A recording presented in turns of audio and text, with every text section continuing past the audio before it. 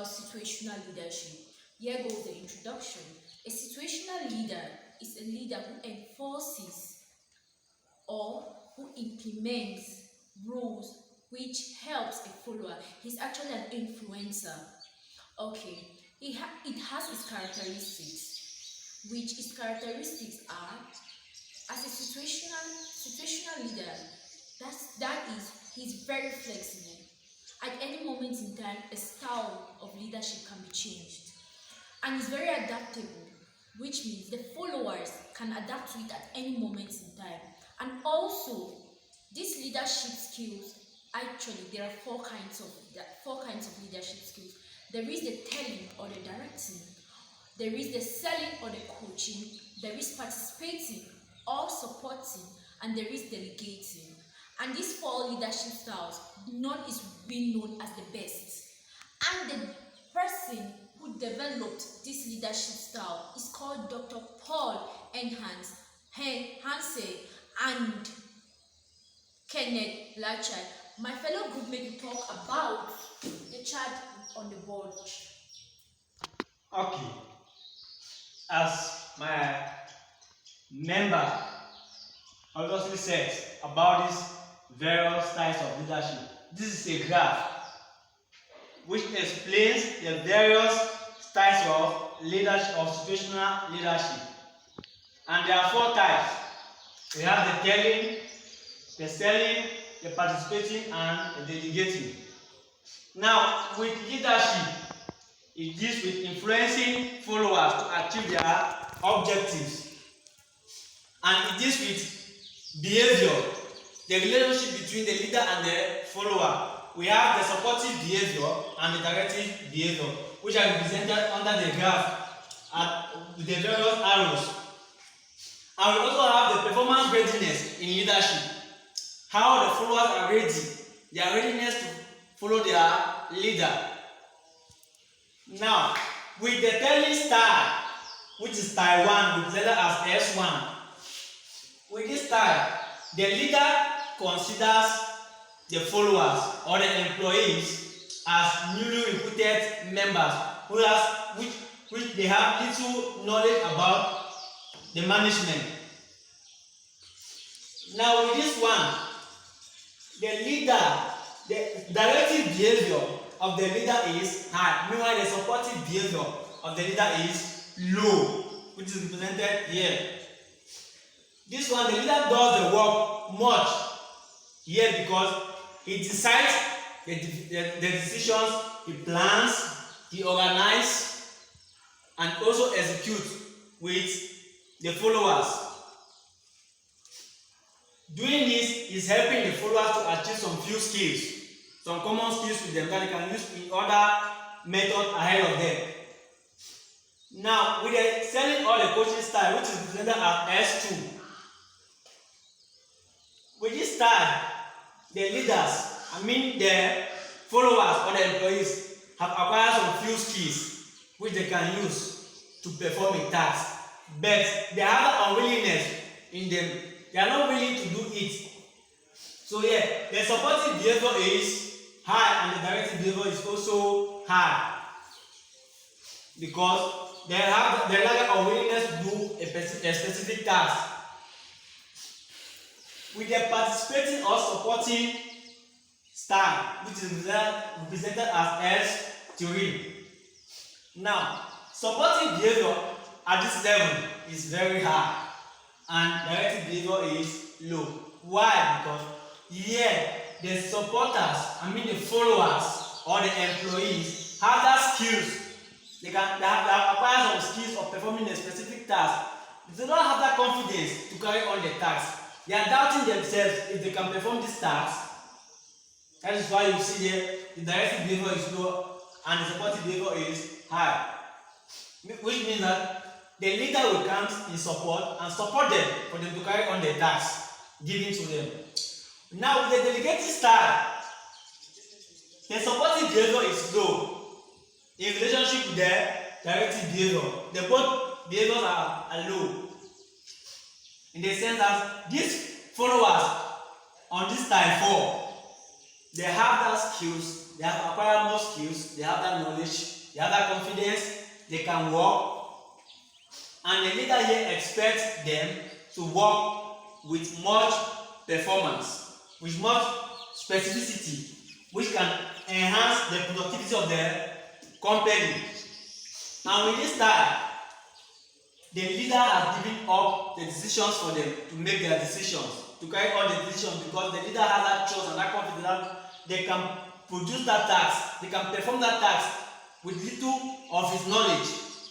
Therefore means he can sit behind and watch them perform the task or look for another thing else to be doing, because he already has that knowledge, that knows these people have that skills which they can perform the task very well without his help.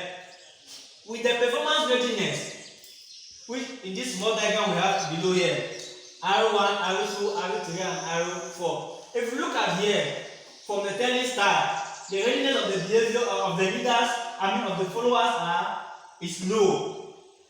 In the sense that this man here, the leader needs to use directive behavior to see how he can enhance the quality of work need to be performed by the various leaders and by various followers of this turning style. With the arrow 2 and the arrow 3, which is represented here up S3 and S2, which is the selling style and the participating style. With the selling style, the leader needs to be persuasive, needs to convince them, because many people have the ability to work, but they have the lack of willingness to do the work. They have the ability to work, at the same time they are still joining themselves behind. But the leader needs to use persuasive system or convincing word by defining their visions for them, helping them to achieve their goals, for them to accomplish their objectives. Same as the participating style, which the supportive behavior is high and the directive behavior is also low. And with arrow 4, their performance readiness is high. They have acquired more skills. They are always ready. They have that zeal, that joy to perform a task. They have that freedom with them.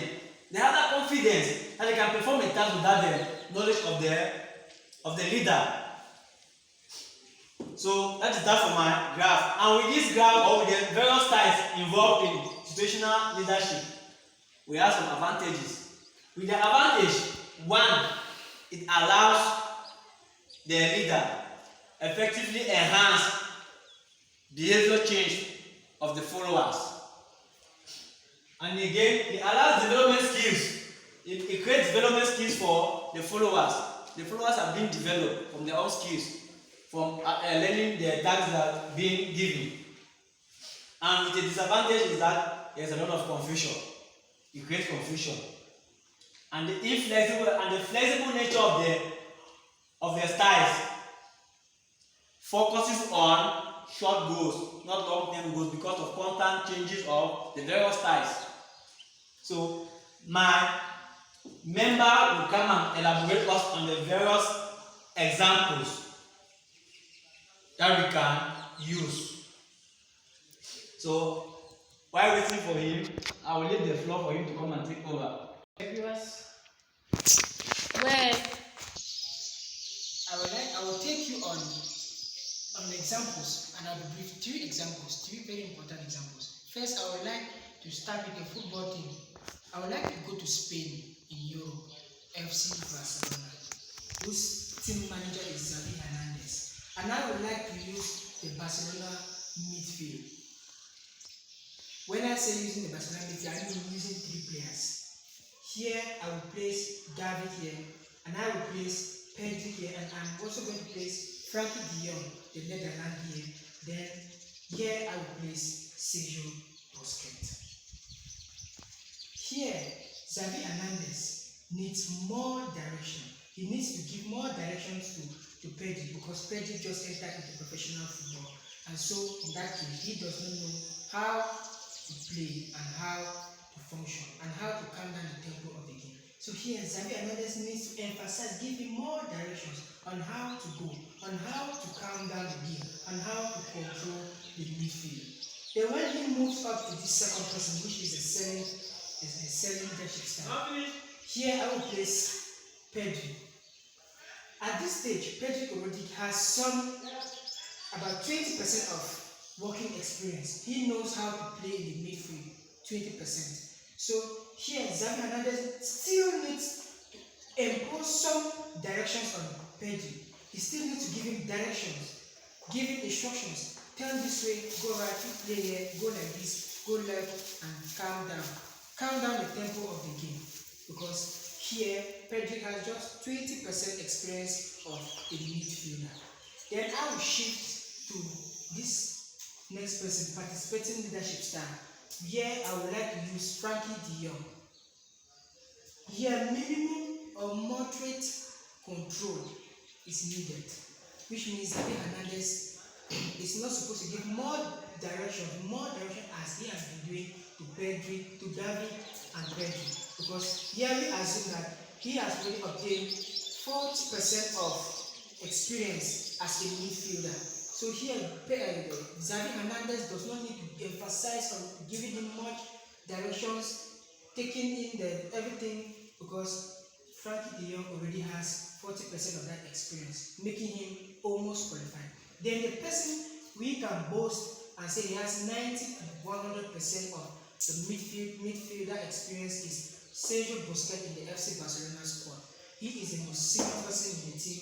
He has experience in the midfield. He has been playing from 2006. You can imagine the experience he has, or the experience he has acquired as a midfielder. So here, Xavi just needs to tell him, Busquets, today you play here, and Busquets already knows what to play. He already knows the function of that position the coach has asked him to play. So we see that as the graph goes, more direction is given. It is reducing and stops. The second example I would like to use is the Bakassi Peninsula crisis between Cameroon and Nigeria. Why did I choose this? This is one of the examples that actually portrays a leader's ability. There's another thing you might interest you to know, that situational leadership tests the leader's ability to see if actually that person is fit to be a leader. One is tempted to say President Biya is a good leader. Why did I choose to say so?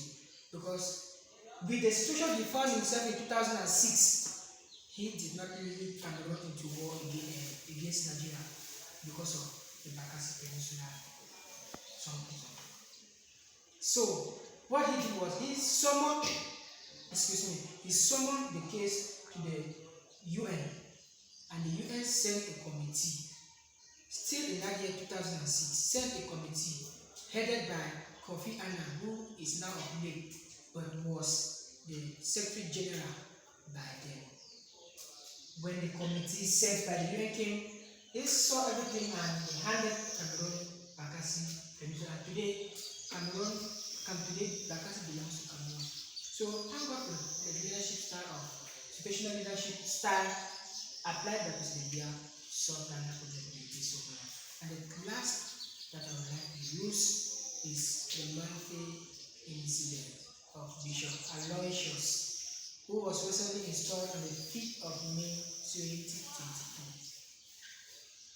With his coming up as a new shepherd of the people of Manfred, first tax came up. What was the tax? Priests were being kidnapped by separatists matters in Manfred, in Chang village, precisely in St. Mary's Parish in Chang. What did he do? All eyes were expected, all eyes were on him to see the measures he was going to take. But Bishop Aloysius failed to take drastic measures. Instead, he said honorable things which annoyed the people of Manfred, most especially the indigenous and the Christians of St. Mary's Parish in Chang. So one is tempted to say Bishop Aloysius failed to use his leadership skills, situational leadership skills in particular. Thank you for watching this video. You can follow us for more information.